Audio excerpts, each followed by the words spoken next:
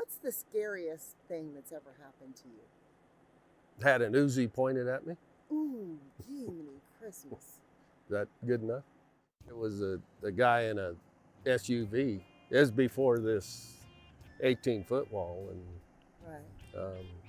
I was up here fixing fence, and he wanted to run a load of dope, and then he wanted me to clear out. Wow. And I did. Yeah. Well, yeah, I think I'd have turned and left, Yeah, you know, right. but still, just having that on you, you know that in a split second your life could have been over. Yep. Oh yeah. Yeah, yeah. Did you have a safe place in the house or something that the kids and everybody went to, or was there a... You have it shotgun. That's the safe place, is behind the shotgun. You know, they talk all the time about how bad having guns are in this country. Yeah. Now, you have been at the end of an Uzi. You've had your home broken into, from what I'm gathering, numerous times with your family in it, saying that the only safe place was behind the gun. Would you have ever felt safe if you didn't have those guns? No. No. We're not going to go out and confront them, but we're certainly not going to let them intimidate us. Right. It isn't humanitarian, these people coming. Right. It's, especially at the border town, that's a third world country over there.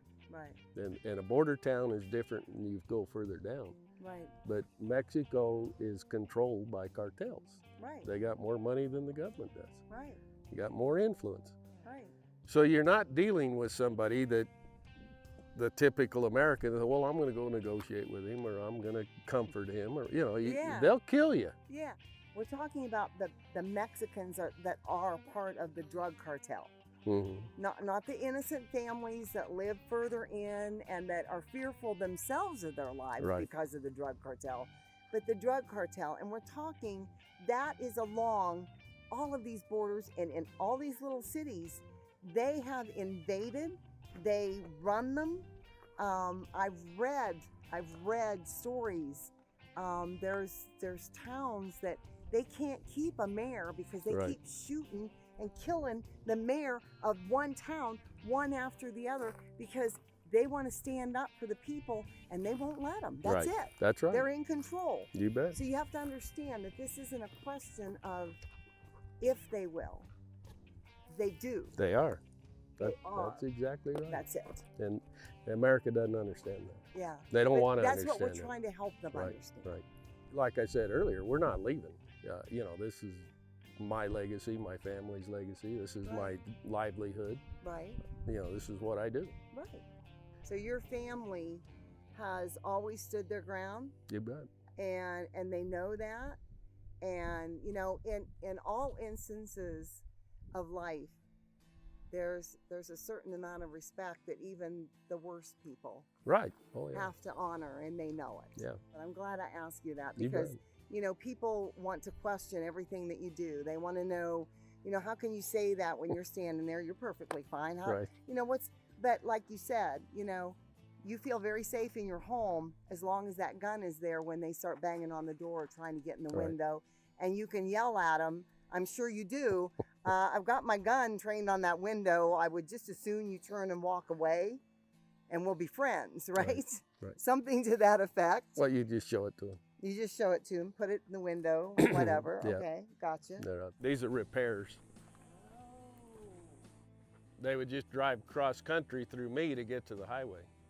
They cut these down, cut the mesh, and then drive trucks through. The red truck size, full of dope. Wow. 1,400 pounds. That's amazing. We had 54 trucks in 4 years, and none of them got caught.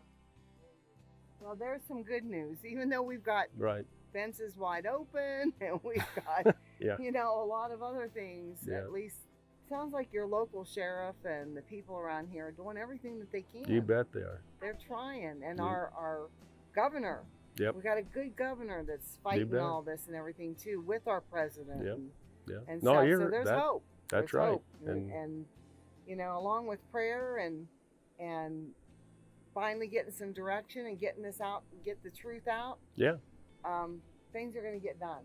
Don't give up. You know, my My saying is Republicans want cheap labor, Democrats want cheap votes, and American people want cheap tomatoes. And that's why he's going to have a hard time shutting the port down, is because somebody will gripe about paying $2 a pound for tomatoes in January. Right. And that nobody's willing to make a sacrifice anymore.